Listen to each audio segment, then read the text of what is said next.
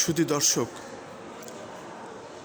জাতীয় প্রেস ক্লাবে সারা বাংলাদেশের বিশেষ কিছু ব্যক্তি মাঝে মধ্যে আসেন এবং তারা দেশ ও জাতি নিয়ে চিন্তা ভাবনা করেন। ঠিক তেমনই একটি মুহূর্ত দেশে নির্বাচন সামনে, ত্রয়োদশ জাতীয় সংসদ নির্বাচন, এবং এই নির্বাচনকে ঘিরেই এই অনুষ্ঠানটি উনি করেন এবং সেখানে বক্তব্য রাখেন। এই বাবলা সাহেব বেশ কিছু সামাজিক সংগঠনের সাথে সম্পৃক্ত আছেন। আমরা এই বাবলা সাহেবের মুখ দিয়ে আমরা কিছু আজ জানতে চাই। আমি বিশেষ এই সাক্ষাৎকারটি গ্রহণ করছি। আমি খন্দকার মাসুদুজ্জামান, আমাদের 12টি ইউটিউব চ্যানেলের পক্ষ থেকে তাকে বিশেষভাবে আমরা এই সাক্ষাৎ গ্রহণ করছি। জাতীয় প্রেস ক্লাবের মধ্যে আগামী ত্রয়োদশ নির্বাচন কেমন দেখতে চান এবং আগামী সরকার আপনি কেমন দেখতে চান, এই বিষয়ে যদি আপনি একটু বলতেন তাহলে আমরা দেশবাসীকে জানিয়ে দিতে পারতাম, যেহেতু নির্বাচনের আর বেশি দেরি নেই, মাত্র কয়েকটি দিন। আপনার নাম পরিচয় দিয়ে বলুন। ধন্যবাদ।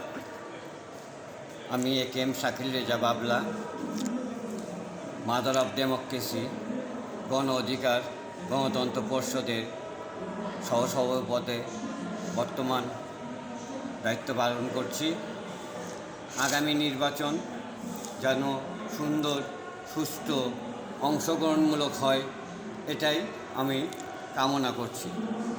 এবং আগামী দিনে আমি আমার প্রাণপ্রিয় সংগঠন পক্ষ থেকে অবশ্যই চাব যেন গণতান্ত্রিক দল বিএনপি চেয়ারম্যান তারেক রহমানের নেতৃত্বে সারা বাংলাদেশে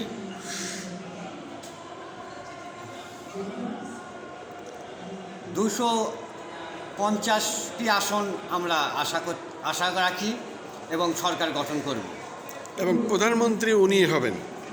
অবশ্যই আমাদের লিডার তারেক রহমান প্রধানমন্ত্রী হিসেবে দায়িত্ব পালন করবেন এবং তার যে কর্মকাণ্ড, যে চেতনা আমাদের দেশের জনগণের মধ্যে ছড়াইয়ে দিয়েছেন, ইনশাল্লাহ জনগণ সেটা গ্রহণ করছে।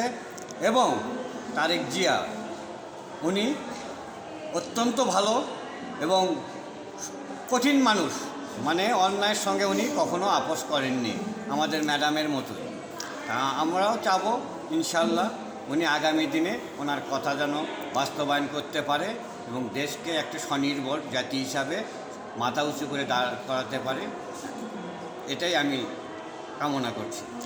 শুধু দর্শক, আসলে সারা বাংলাদেশ নয়, সারা পৃথিবীর বুকে আজকে তারেক রহমান একটি আলোচনার ব্যক্তি হয়ে দাঁড়িয়েছেন। শহীদ প্রেসিডেন্ট জিয়াউর রহমানের সুযোগ্য সন্তান এবং সাবেক 3 বারের প্রধানমন্ত্রী বেগম খালেদা জিয়ার সুযোগ্য সন্তান। তার কাছে মানুষের প্রত্যাশা এমনই, যেমনটি এই বাবলু সাহেব আজ বললেন। আগামীতে ন্যায় বিচার অবশ্যই এদেশে প্রতিষ্ঠিত হবে, আমরা মনে রাখি। তারেক জিয়ার মাধ্যমেই এই দেশ আবার এগিয়ে যাবে এবং গণতন্ত্র ফিরিয়ে আসবে। আমরা সেই প্রত্যাশায় আজ এই সংক্ষিপ্ত সাক্ষাৎ জাতীয় প্রেস ক্লাবের মধ্যে শেষ করলাম। আমি খন্দকার মাসুদুজ্জামান।